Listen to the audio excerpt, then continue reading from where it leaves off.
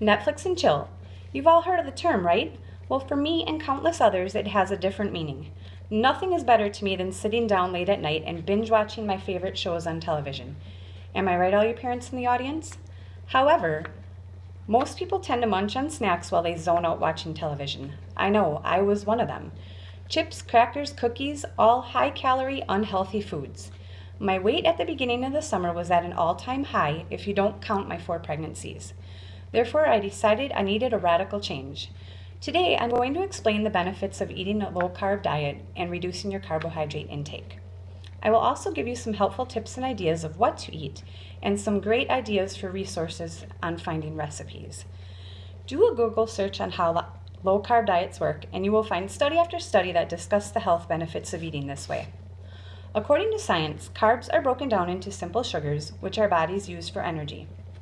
Time.com published an article last month in which the author Alice Park said of carbs, they can raise blood sugar levels, contributing to obesity and diabetes. The weight loss that people experience when cutting carbs lies in the fact that instead of using glucose for energy, the body now uses its own fat stores for fuel. This is why weight loss is incredibly easy to achieve on this diet. Diabetics with type 2 diabetes also benefit from this way of eating.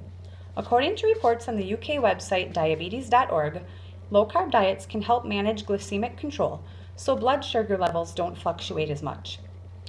When going on a low-carb or ketogenic diet, it is suggested that you consume 20 grams or less of carbs per day. There are 2 ways to keep track of this, either by counting the carbs on the nutrition label or through a nutrition app such as FitnessPal, or by counting net carbs. Net carbs are calculated by taking the total amount of carbs and minusing any fiber or sugar alcohols. At this point, you may be wondering what kind of foods can be eaten on a low-carb diet. The following is a list of general low-carb foods. Notice there aren't many fruits listed. That's because fruit is naturally high in sugar, which is, in essence, carbs.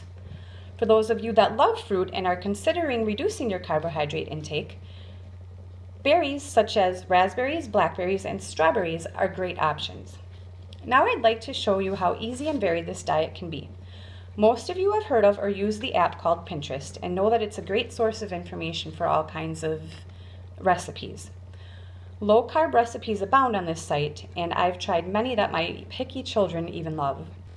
I also like to use low-carb cookbooks, especially the ones that have crock-pot recipes, and Google is also a great resource. One staple in my kitchen is cauliflower or cauliflower rice, which can be found in the freezer section. I've used the rice in soups, Mexican dishes, casseroles, and as a side. And cauliflower can even be used as a pizza crust.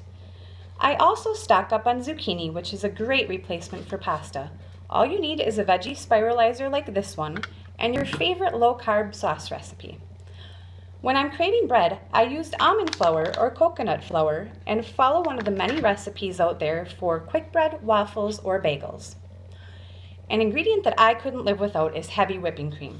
It has less than 1 gram of carbs per tablespoon, and it's my coffee creamer.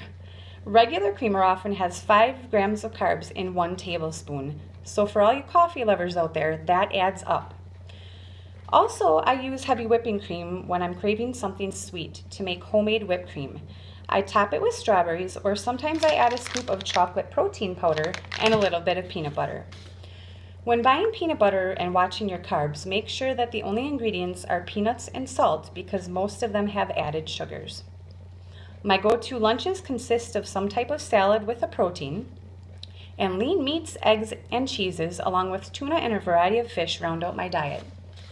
If you are vegetarian, there are options out there for you as well. If you're wondering what kind of snacks you can eat, don't worry. If I'm craving chips, I like to eat spicy pork rinds, which also can be used as a breading on meat. Nuts, cheese, celery, peanut butter, peppers, and Parmesan chips are great ideas as well. As you can see, this way of eating has been working for me as it has for countless others on their journey back to health. Not only does it promote weight loss, reduce symptoms in type 2 diabetes, and cut out more processed foods, it also nearly destroyed my desire to eat bread, pasta, chips, and sweets. And that's amazing coming from a former carb addict like me. Finding recipes is just a click away with today's technology, and if you're in a time crunch, a crock pot or Instapot are your best friend. I hope you've been inspired by my presentation if you've been wondering what the low-carb hype was all about. Remember, always check with your doctor before making any major changes to your diet. Thank you for listening.